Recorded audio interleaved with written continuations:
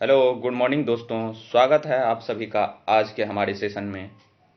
कल तक हमने सिंधु घाटी सभ्यता के बारे में डिटेल में अध्ययन किया था और 50 क्वेश्चन को भी प्रैक्टिस किया था। तो उस क्वेश्चन यानी उस चैप्टर को, सिंधु घाटी सभ्यता वाले चैप्टर को हमने पूरी डिटेल से पढ़ लिया है। अब नेक्स्ट चैप्टर था वैदिक सभ्यता। तो आज हम वैदिक काल या वैदिक सभ्यता के बारे में पढ़ेंगे, जो कि काफ़ी इम्पोर्टेंट है।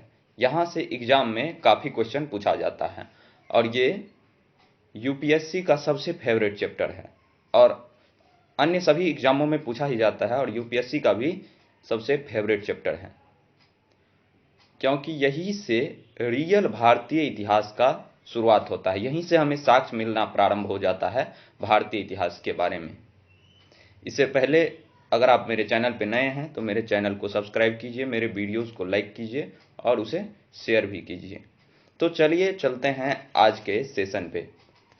तो आज के इस अध्याय में हम किन किन चीज़ों के बारे में अध्ययन करेंगे, चलिए देखते हैं। तो आज के इस अध्याय में सबसे पहले हम देखेंगे कि इस सभ्यता का उद्भव और विकास कैसे हुआ, यानी वैदिक सभ्यता का विकास कहाँ से प्रारंभ हुआ और इसमें किस प्रकार की सामाजिक, आर्थिक और राजनीतिक परिवर्तन हुए।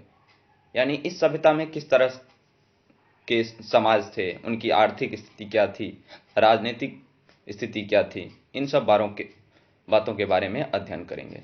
फिर हम देखेंगे कि इस सभ्यता के दौरान वैदिक साहित्य, वेद, उपनिषद की रचना कैसे और किन परिस्थितियों में हुई। यह एक विशालतम सभ्यता थी जहाँ पे कई सारे साहित्य, उपनिषद, वेद, वेदांग की रचना की गई और एक समृद्ध सभ्यता थी जिसका प्रभाव आज तक के भारतीय साहित्य, कल्चर एंड रिलीजन पे पड़ता है। तो इसके बारे में हम अध्ययन करेंगे और इसने किस तरह से मानव को और कहां तक प्रभावित किया, इन सब चीज़ों के बारे में हम पढ़ेंगे। फिर पढ़ेंगे कि इस काल की संस्कृति कैसे भारत की महान संस्कृति कहलाई। यानी इस काल की वैदिक संस्कृति जो थी वो भारत की महानतम संस्कृति थी, जिसने भारत की एथिक्स को, सोच को काफ़ी हद तक प्रभावित किया, हमारे कल्चर को, हमारे रिसर्च को किस तरह से प्रभावित किया। इनमें हम कौन कौन से दार्शनिक थे, विचारक, प्रवर्तक, कैसे उन्होंने नई ऊंचाइयां दी, उनका क्या योगदान है हमारे इस समाज को गढ़ने में, इन सब चीज़ों के बारे में हम पढ़ेंगे इस अध्याय में। तो चलिए स्टार्ट करते हैं। सबसे पहले वैदिक सभ्यता का उद्भव, यानी इस सभ्यता का विकास यानी ओरिजिन कैसे हुआ, कौन थे, किसने इस सभ्यता का निर्माण आरंभ किया, वो व्यक्ति, वो लोग कौन थे, वो समाज कौन था। तो वैदिक सभ्यता के निर्माण कर्ता आर्य थे, यानी आर्य उनका नाम था। आर्य शब्द का जो अर्थ होता है श्रेष्ठ व्यक्ति, महान आदमी, ऐसे यानी जो श्रेष्ठ हो वही आर्य थे। मैक्स मूलर ने 1853 में आर्य शब्द का प्रयोग श्रेष्ठ मानवीय समुदाय के रूप में किया। मैक्स मूलर नाम के विद्वान है, हिस्टोरियन है, जिन्होंने 1853 ईस्वी में उन्होंने कहा था कि आर्य शब्द का प्रयोग श्रेष्ठ मानवीय समुदाय के रूप में किया जाता था जिनकी भाषा संस्कृत थी। भारत में आर्यों के बारे में जानकारी हमें ऋग्वेद से मिलती है। भारत के विश्व में भी आर्य के बारे में सबसे अधिक जानकारी अगर कहीं से मिलती है वो ऋग्वेद से मिलती है, जो हिंद यूरोपीय भाषा का सबसे पुराना ग्रंथ है। यानी इंडो यूरोपियन लैंग्वेज का विश्व का सबसे प्राचीनतम ग्रंथ है ऋग्वेद, जहां से हमें आर्यों के बारे में जानकारी मिलती है, जिसमें ऋग्वेद में आर्य शब्द का प्रयोग 36 बार किया गया है। इराक से प्राप्त 1600 ईसा पूर्व के कास्टस अभिलेख एवं सीरिया से प्राप्त 1400 ईसा पूर्व के मिट्टी के अभिलेख से आर्य शब्द का प्रयोग किया गया है। यानी आर्य जो थे, ऐसा माना जाता है कि आर्य उनका जो वो वैदिक सभ्यता के निर्माता थे। वो सेंट्रल यानी मध्य एशिया से आए हुए एक कबीलाई जाति थी। हालांकि ये कुछ विद्वानों का मानना है। आजकल के भारतीय विद्वानों का मानना है कि आर्य जो थे वो मूलतः भारत के ही निवासी थे। ब्रह्मदेश यानी गंगा यमुना के मैदान वाले क्षेत्र के थे। कुछ इतिहासकारों का मानना है, कुछ विद्वानों का मानना है कि आर्य जो थे वो तिब्बत के निवासी थे, यानी तिब्बत से भारत में प्रवेश किए। और इस तरह से कई सारी थ्योरियां दी गई है। जैसे कि दयानंद सरस्वती कहते हैं कि आर्य जो थे वो तिब्बत के निवासी थे। ये क्वेश्चन आपको पूछा जा सकता है एग्जाम में। स्वामी दयानंद सरस्वती कहते हैं कि आर्य तिब्बत के थे। वहीं नेहरिंग और प्रो गार्डन चाइल्ड कहते हैं कि वो दक्षिणी रूस से आए थे। दक्षिणी रूस यानी सेंट्रल एशिया, आज के सेंट्रल एशिया से। वही प्रोफेसर मैक्स मुलर कहते हैं कि मध्य एशिया यानी बैक्टीरिया से हो सकते हैं आर्य आए हों। लेकिन बाल गंगाधर तिलक बोलते हैं ये उत्तरी ध्रुव से। उत्तरी ध्रुव यानी भारत उत्तरी ध्रुव में ही पड़ता है।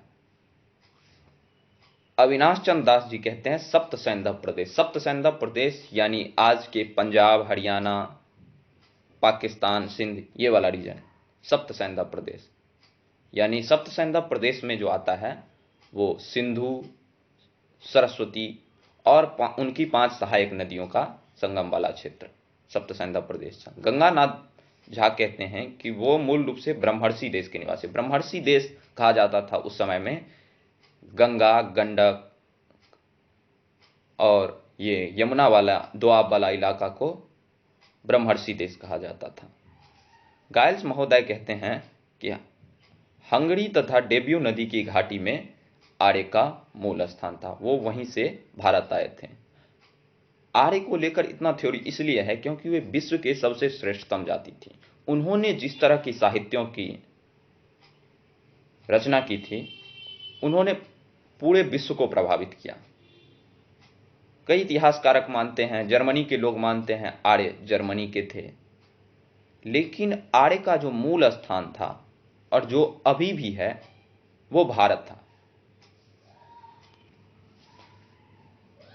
वो भारत के सप्त सैंधव प्रदेश के निवासी थे, ऐसा अधिकतर भारतीय विद्वानों का मानना है। तो ऋग्वेद में सप्त सैंधव प्रदेश का वर्णन मिलता है। सप्त सैंधव प्रदेश मैंने आपको बताया 7 नदियां, सिंधु और सरस्वती और उनकी 5 सहायक नदियां, जिनमें थी सिंधु जिसको सिंध या सुवासा कहा जाता था, सतलुज जिसको सतुद्री कहा जाता था उस समय, ब्यास जिसे विपाशा, रावी को परसनी नदी, चेनाब को अस्किनी, झेलम को वितस्ता, घाघरा को सुषोमा। यानी ये 7 नदियां थी जहां पे आर्य आके बसे थे, जहां के वे निवासी थे। ऋग्वेद में अफगानिस्तान की 4 नदियों के बारे में वर्णन है, जिसे कुंभा, क्रुम, गोमती और सुबास्तु। जिसे आज जो बोलते हैं, कुंभा को काबुल बोलते हैं, क्रुमु को कुर्रम बोलते हैं, गोमती को गोमल बोलते हैं, सुबास्तु को स्वात बोलते हैं। इसका उल्लेख किया गया है। और सेंट्रल एशिया निवासियों वाला का जो कहना है, जो सबसे ज्यादा स्वीकारित है अभी तक के इतिहास में, यही दिया गया है कि आर्य मुख्य रूप से मध्य एशिया के निवासी थे। तो वो जो वहां से आए तो कहां पे बसे? तो आर्य सर्वप्रथम पंजाब और अफगानिस्तान वाला क्षेत्र में बसे, यानी सप्त सैंधव प्रदेश में आके आर्य बस गए।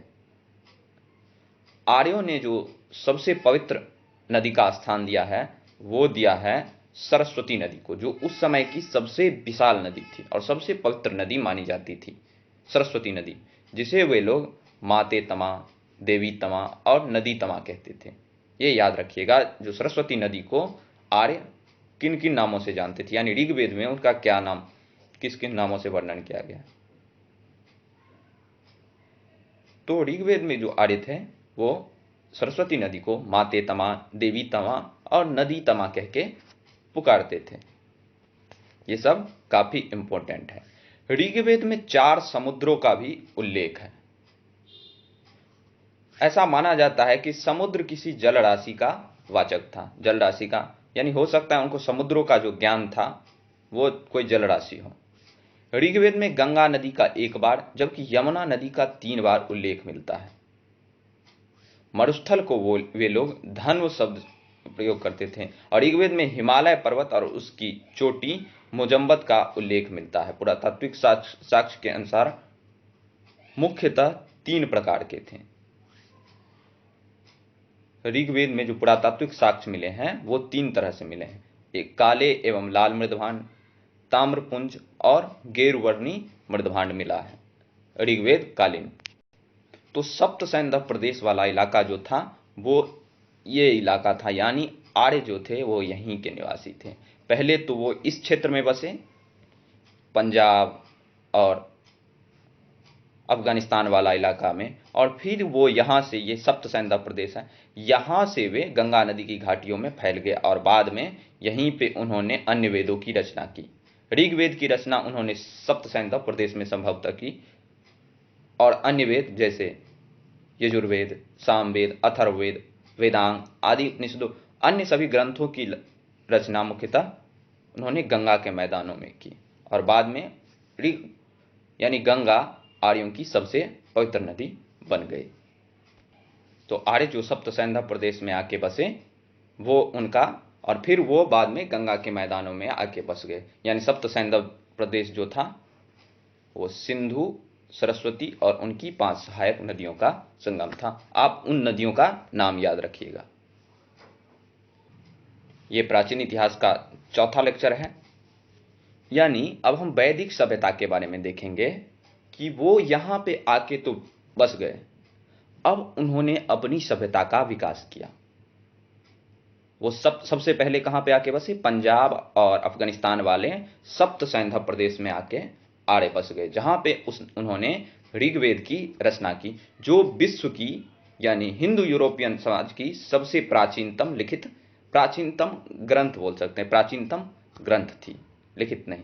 यानी वो पहले एक दूसरे ट्रांसफर होता गया मुंह से मुंह से, फिर बाद में उसे लिखा गया। लेकिन ये विश्व की सबसे पुरातन ग्रंथ थी ऋग्वेद, जिसकी रचना सप्त सैंधव प्रदेश में हुआ था। तो याद रखिएगा। तो वहां पे उन्होंने वैदिक सभ्यता का विकास किया। तो वैदिक सभ्यता को इतिहास में 2 भागों में बांटा गया। उनमें पहला था ऋग्वैदिक काल और दूसरा था उत्तर वैदिक काल। ऋग्वैदिक काल को आप प्री वैदिक काल भी बोल सकते हैं, पूर्व वैदिक काल भी बोल सकते हैं, क्योंकि इस समय की जानकारी, ऋग्वैदिक काल की हमें जानकारी ऋग्वेद से प्राप्त होती है। ऋग्वेद एक इंपॉर्टेंट सोर्स है उस समय के बारे में, समाज के बारे में जानने की। ऋग्वेद से हमें उस समय के समाज के बारे में हमें महत्वपूर्ण जानकारियां मिलती है। और उसके बाद उन्होंने उत्तर वैदिक काल, यानी ऋग्वैदिक काल के बाद उत्तर वैदिक काल आता है। तो यानी ऋग्वैदिक काल जो था वो 1500 से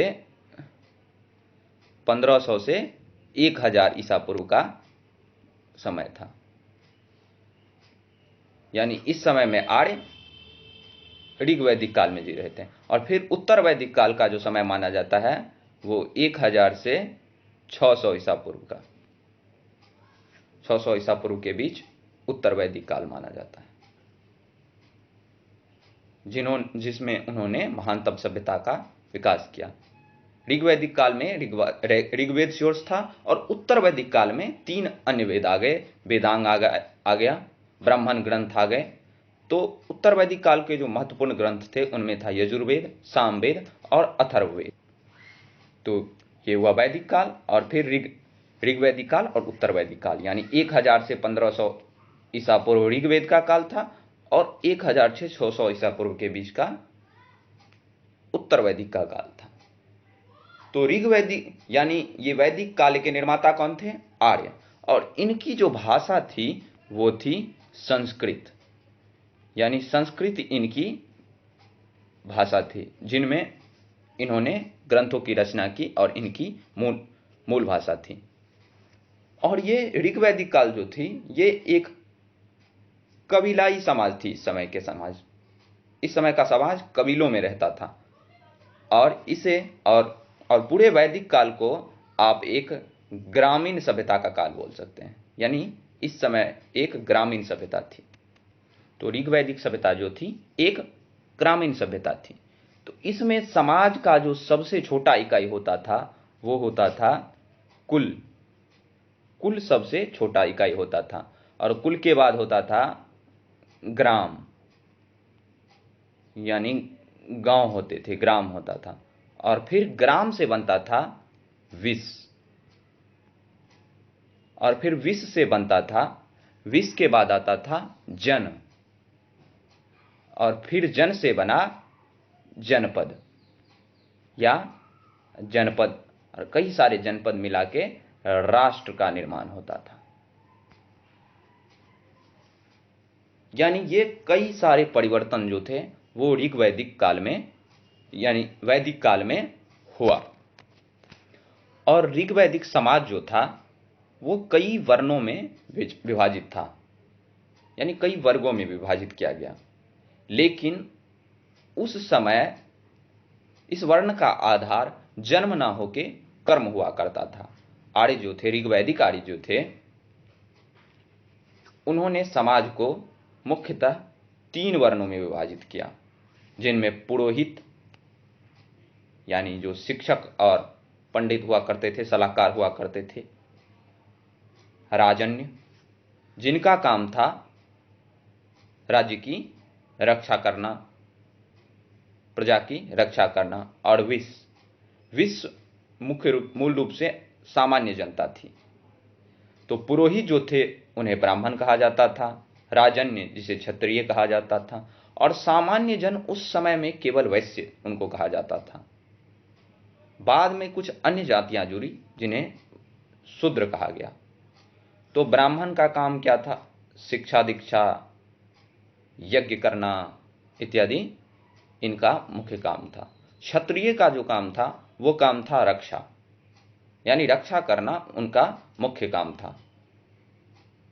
और उस समय का सबसे बड़ा जो धन हुआ करता था वो पशुधन, गोधन हुआ करता था, यानी गाय की रक्षा, यानी गोपालक बोलते थे, गोपाल बोलते थे, राजा को गोरक्षक बोलते थे। और वैश्य जो थे उनमें सामान्य किसान, बढ़ई, कारपेंटर, यानी बहुत सारे और भी चीजें आती थी। और शूद्र का काम क्या था? शूद्र जो थे वे इन तीनों वर्णों की सेवा करते थे, इन तीनों वर्णों की सेवा किया करते थे। अब हम बात करते हैं ये किस तरह से इनको विभाजित किया गया था। तो सबसे पहले ये परमपिता ब्रह्मा है, ये परमपिता ब्रह्मा है, और इनके मुख से जो निकला वो थे ब्राह्मण थे, यानी ऋग्वेद के अनुसार। इनके भुजाओं से जो निकला वो थे क्षत्रिय, वो क्षत्रिय कहलाए। और इनके जंघा से जो निकला उसे वैश्य कहा गया, और इनके पैर से जो निकला उसे ही शूद्र कहा गया, शूद्र कहा गया। तो इस तरह से उन्होंने वर्गों को विभाजित किया था। लेकिन उस समय का समाज जन्म आधारित ना होके कर्म आधारित हुआ करता था। जन्म आधारित समाज जो बना वो उत्तर वैदिक काल में आके बन गया। लेकिन ऋग वैदिक काल के जो समाज थे उसमें सब सामान्य, यानी कोई भी कुछ हो सकता था, यानी ब्राह्मण भी क्षत्रिय का काम कर सकते थे, सुरक्षा का काम कर सकते थे, क्षत्रिय वैश्य का काम कर सकते थे, यानी पेशा जो था उनके वर्ण का, वर्णाश्रम बोल सकते हैं, वर्णाश्रम था, धर्म उस आधार पर निर्धारित होता था। चलिए कुछ इंपॉर्टेंट प्रैक्टिस कर लेते हैं। तो ये कुछ नदियां हैं जिनके प्राचीन नाम और वर्तमान नाम, ये क्वेश्चन एग्जाम में कई बार पूछा गया है, ये काफी महत्वपूर्ण क्वेश्चन है। तो कुंभा, जिसे आज काबुल के नाम से जाना जाता है, याद रखिएगा, ये पूरा याद कर लीजिएगा। सुवास्तु, जिसे आज स्वात के नाम से, गोमती को गोमल, सिंधु को सिंध कहा जाता है, सुषोमा को सोहन, वितस्ता को आज झेलम के नाम से जानते हैं, अक्षनी को रावी, विपाशा को व्यास, सरस्वती को घगर, यानी ये इनका प्राचीनतम नाम है, ये आधुनिक नाम है। और सरस्वती को घगर और सदानीरा को गंडकी, यानी गंडक के नाम से आज जाना जाता है। ये उस समय की प्राचीनतम नदियां थीं, और उसमें भी सबसे ज्यादा जो इंपॉर्टेंट है वो आप रखिएगा, सिंधु, वितस्ता, अस्किनी, विपाशा, सरस्वती, सदानीरा। ये 6 नदियां जो थी वो काफ़ी इंपॉर्टेंट थी। अक्सर एग्जामों में 90% जो रहता है नदी, मतलब इस वाले पार्ट से यहीं से रहता है कि सिंधु का आधुनिक नाम क्या है, सिंध, वितस्ता का झेलम, अस्किनी को रावी, विपाशा व्यास, सरस्वती घग्गर, सदानीरा गंडकी। क्योंकि आर्य जो थे वो सप्त सिंधु प्रदेश में बसे और वहां से गंडक नदी जो कि बिहार में पड़ता है वहां तक बाद में फैल गए, मिथिला वाला क्षेत्र तक, और बाद में वे बंगाल तक पूरे उत्तर भारत में वो फैल गए। तो चलिए एक क्वेश्चन को डिस्कस कर लेते हैं। तो इसमें मिलान करना है। तो कुंभा को क्या कहते थे? तो अभी हमने पढ़ा है, कुंभा जो कि काबुल नदी का नाम था। और फिर था गोमती, तो गोमती को गोमल। फिर वितस्ता जो कि झेलम का प्राचीन नाम था। और परुष्णी जो था वो रावी नदी का प्राचीनतम नाम था। तो ये सारे क्वेश्चन आज के थे। तो आज हम यहीं तक रखते हैं, आगे हम दूसरे लेक्चर में देखेंगे। और फिर आज इसके बाद हम वैदिक काल के राजनीतिक, सामाजिक, आर्थिक, धार्मिक आदि चीजों के बारे में पढ़ेंगे। वो हम नेक्स्ट में पढ़ेंगे। तब तक के लिए इसको रिवीजन कीजिए। और ये आज इंट्रोडक्शन क्लास था, आगे हम इसको पूरी डिटेल में पढ़ेंगे। वैदिक काल, उत्तर वैदिक काल, फिर चलेंगे धार्मिक आंदोलन जो हुआ था, मौर्य काल, यानी बौद्ध धर्म, जैन धर्म, ये सब पढ़ेंगे। तब तक के लिए इसको रिवीजन कीजिए। खुश रहिए, पढ़ते रहिए। जय हिंद।